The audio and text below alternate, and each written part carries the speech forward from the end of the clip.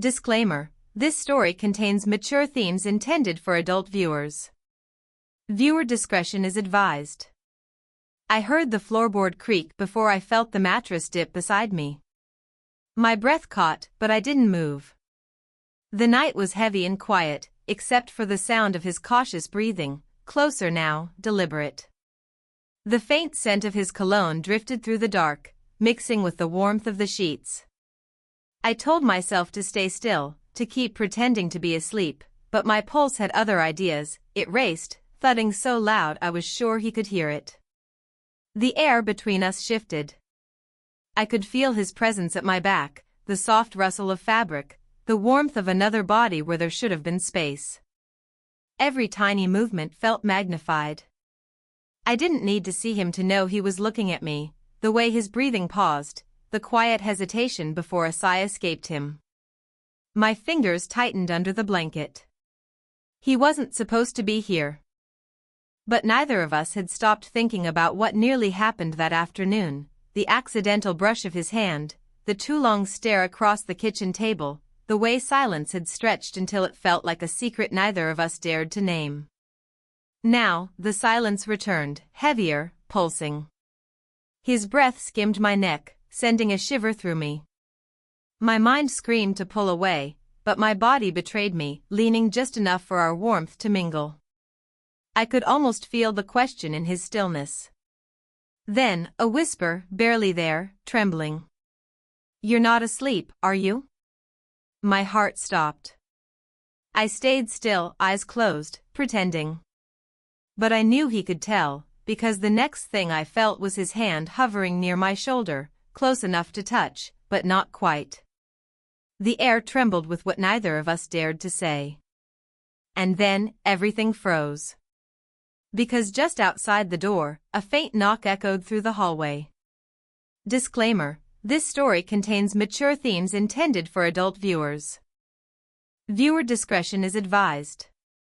Morning sunlight spilled through the curtains, soft and golden, painting the room in warmth that felt too gentle for the storm still spinning inside me.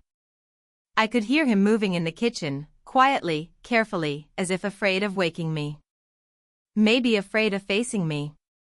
Last night hadn't crossed a line, but it had brushed against one. The memory of his breath on my neck, that whispered question, still lingered, like the echo of something both forbidden and magnetic. He wasn't supposed to be here. He was supposed to be safe distance. He was supposed to be family by circumstance, not choice. But life has a cruel sense of humor. After my divorce, after the years of loneliness that settled like dust, his presence had filled a silence I thought I'd made peace with.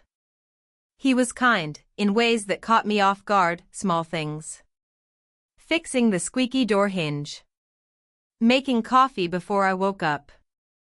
Sitting at the kitchen counter, asking about my day with an interest no one had shown in years. I told myself it was harmless. Just gratitude. Just care. But somewhere between laughter and late-night talks, that line began to blur. Now, as I stood by the window, watching him pour coffee into 2 mugs, something in my chest twisted. He looked up and caught me watching. Neither of us spoke. Just that quiet stare, loaded with everything we hadn't dared to say. When I finally walked to the table, he slid a mug toward me without a word. The brush of our fingers was small, accidental, but it felt like a confession. "You didn't sleep much," he said softly. "I could say the same about you." He smiled, nervous, boyish, trying to play it off. Old house. Strange noises. We both knew that wasn't what kept us awake. The silence that followed wasn't awkward. It was thick, fragile. I sipped my coffee just to have something to do with my hands. His gaze didn't move from me, and I felt it like warmth against my skin. There was a crack somewhere in both of us, his youth filled with longing for connection, mine with a loneliness I tried to bury under composure. And those cracks, they fit together in ways they shouldn't. He stood suddenly, as if breaking free from his thoughts. "I'll, fix the curtain rod in your room later." It's loose. All right, I managed, my voice steadier than I felt. But as he passed behind me, his hand brushed my shoulder, a fleeting touch, maybe even unintentional. Yet it stayed there, like a spark refusing to fade. I didn't turn around. I just stood there, eyes closed, pretending it didn't make my heart race. Disclaimer: this story contains mature themes intended for adult viewers. Viewer discretion is advised. That evening, the air felt heavier than usual, too still, too charged. He was on the couch, scrolling through his phone, while I folded laundry in the living room, pretending not to notice how quiet he'd been since morning. The silence wasn't empty, it was alive, thick with words neither of us had the courage to speak. When I reached for a shirt on the armrest, his hand brushed mine. Just a second, but it was enough. His fingers hesitated there, grazing against my skin before he pulled back, his jaw tight, his eyes darker than usual. "You've been ignoring me," he said, his tone low, half teasing, half serious. "I'm not," I replied, avoiding his gaze. "I've just been busy." "Right," he murmured, looking away. "With him?" The question hit me like a jolt. Him. My ex had stopped by earlier that day to drop off a few things, nothing more. But apparently, that was enough to stir something in him. "Don't do that," I said quietly. "Do what?" he asked, his voice sharper now. "Pretend like you don't know what I'm talking about." The tension between us snapped taut. I could see the flicker of hurt in his eyes, jealousy mixed with something deeper, something he didn't know how to name. I tried to diffuse it. "He's part of my past. You know that." He leaned forward slightly, elbows on his knees. "Then why does it still bother me?" That question hung between us, trembling in the quiet. My breath caught. There it was, the truth neither of us could run from anymore. I moved to pick up another shirt, but he stood suddenly, closing the space between us. The warmth of him, the nearness, the sound of his heartbeat, everything hit me at once. For a moment, neither of us moved. His hand hovered by my arm, as if fighting himself. I could feel the pull, that invisible thread tightening between us, daring to break every rule we'd been holding on to. Then, before either of us could speak, the sound of the front door unlocking broke the moment. We froze. Disclaimer: this story contains mature themes intended for adult viewers. Viewer discretion is advised. The storm outside had been raging for hours. Wind pressed against the windows, and the power had flickered out just after sunset. The house was quiet except for the sound of rain drumming against the glass and the occasional rumble of thunder. He was already in the living room when I came down with a candle, its soft glow catching the edge of his face. Shadows danced across the walls, painting the moment in gold and silence. "The power's out," I said quietly. He smiled faintly. "Guess we'll have to keep each other company, then." Something about the way he said it, soft, teasing, yet sincere, made my chest tighten. I set the candle on the table and sat across from him. The space between us felt small, too small. The light flickered, brushing over his eyes, catching the nervous tension in his jaw. Minutes passed in quiet conversation, our voices low, almost whispering, as if the night itself was listening. He told me about his plans, his fears, his loneliness. And without realizing it, I'd moved closer, drawn by something I couldn't explain, or maybe something I no longer wanted to fight. Another flash of lightning filled the room, and for a split second, our faces were only inches apart. Neither of us moved. His breath hitched, mine followed. The candlelight trembled between us, making everything feel fragile and inevitable all at once. "You shouldn't look at me like that," I whispered. He gave a small, pained laugh. "Then stop giving me reasons to." His honesty made my heart stutter. The sound of rain faded beneath the pounding in my chest. Every inch of air between us felt electric, humming with what we both wanted and feared. Then, the candle flickered and went out. Darkness swallowed the room. For a moment, there was only breath, warmth, and the sound of his voice, low and near my ear. "Do you want me to go?" I didn't answer. I couldn't. Because before I could speak, his hand brushed mine in the dark, hesitant, trembling, real. And then, footsteps creaked upstairs. Someone else was awake. Disclaimer: this story contains mature themes intended for adult viewers. Viewer discretion is advised. The next morning arrived with unsettling quiet. The storm had passed, but its echo remained, in the walls, in the air, in us. I found him outside on the porch, sitting alone with a mug of coffee, staring out at the wet garden. The moment I saw his expression, I knew something had shifted. He didn't look at me when I stepped outside. His shoulders were tense, his fingers tightening around the cup. "You left without saying anything last night," I said softly. He exhaled. I had to think. About what? He turned then, eyes searching mine. There was pain there, something deeper than guilt. "About us," he said, voice low but steady. "And about what I heard before I came downstairs." My stomach dropped. "He called," I said before he could. "My ex." It meant nothing. But his expression told me he didn't believe that. Not completely. He stood, stepping closer until we were only inches apart. "Then why did you tell him you missed the way things used to be?" The words hit like a slap. My breath caught. I hadn't known he'd heard that.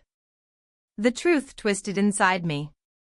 It hadn't been about love, it had been about grief, about the loneliness that never really went away. But how could I explain that to him without breaking what we'd just begun to build? "I didn't mean it," I said, my voice trembling. "I was just tired." And he caught me off guard. His jaw tightened. "And me? What am I then, just someone to fill the quiet?" The emotion cracked his voice, and that was what broke me. I stepped forward, touching his arm, and for the first time, he didn't pull away. "You're not a replacement," I whispered. "You're the only thing that's made me feel alive again." Silence. Just the sound of rain dripping from the roof. Then, after a moment, his hand came up, hesitant, to rest against mine. "I shouldn't feel this way about you," he said, his voice rough. "But I do. And I shouldn't let you," I admitted. "But I can't seem to stop." For a long, fragile second, neither of us spoke. The world seemed to hold its breath. Then the sound of a car pulling into the driveway shattered the stillness. We both turned toward the noise. It was my ex-husband. He stepped out, holding a folder, papers, maybe. His eyes lifted, meeting ours across the rain-soaked yard. He'd seen everything. Disclaimer: this story contains mature themes intended for adult viewers. Viewer discretion is advised. The air felt thick with tension as the car door slammed shut. My ex-husband stood by the porch, rainwater dripping from his coat, his eyes narrowing at the sight of us, standing far too close, our guilt written across our faces. "So this is what it's come to," he said coldly. His voice carried no anger, only disappointment, which somehow cut deeper. I opened my mouth to speak, but no words came. The young man beside me shifted, his fists tightening at his sides. The silence between all three of us was deafening, broken only by the steady patter of rain on wood. "You shouldn't be here," I finally managed, my voice barely above a whisper. "Clearly," he said, looking between us. "But I guess I needed to see it for myself." "The rumors, they weren't lies, were they?" "It's not what you think," I said quickly, even though part of it was. Not in the way it sounded, but enough to make my heart ache with shame. The young man stepped forward. Don't talk to her like that, he said firmly, voice shaking but brave. My ex turned to him, his expression unreadable. You really think you're protecting her? You've already destroyed her. That made me flinch. Stop, I said sharply. Both of you. Please. But neither moved.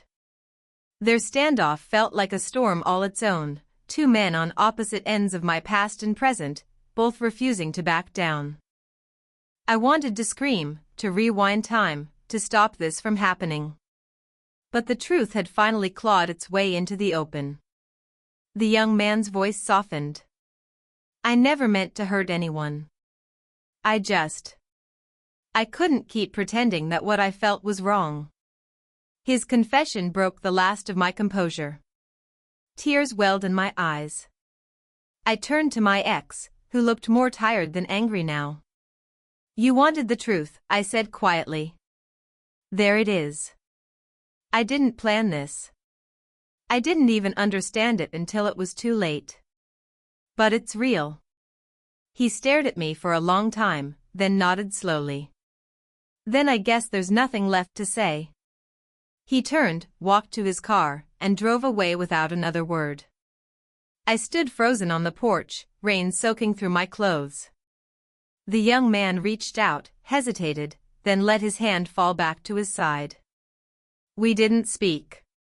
The damage was done, the truth laid bare. But in that silence, something unexpected settled between us, not relief, but acceptance. Because for the first time, we didn't have to hide anymore. Disclaimer: this story contains mature themes intended for adult viewers. Viewer discretion is advised. Days passed before we spoke again. The silence wasn't empty, it was healing. The storm outside had ended, but the one between us still lingered, quiet and uncertain. I found him one evening in the garden, kneeling by the roses I'd thought were long gone. He was replanting them, his hands covered in soil, his expression calm but distant. I watched from the doorway for a moment before stepping outside. The air was cool, washed clean by days of rain. You don't have to do that, I said softly. He looked up, brushing dirt from his hands. I wanted to. You said they reminded you of better days. That simple sentence undid me. After everything, the confrontation, the guilt, the truth laid bare, he was still here, still choosing kindness. I knelt beside him, the earth damp beneath my knees. You didn't have to stay, I whispered. I didn't, he admitted, his eyes meeting mine. But I wanted to. There was no rush in his voice, no fire like before. Just quiet honesty, the kind that comes after pain has burned away all pretense. We sat there in silence, hands brushing as we worked side by side. The distance that once felt dangerous now felt necessary, earned. After a while, he broke the quiet. Do you ever think we can start over? Not as a mistake, but as something that makes sense? I looked at him, at the steadiness in his eyes, the way his voice trembled slightly as if afraid of the answer. Maybe we already are, I said.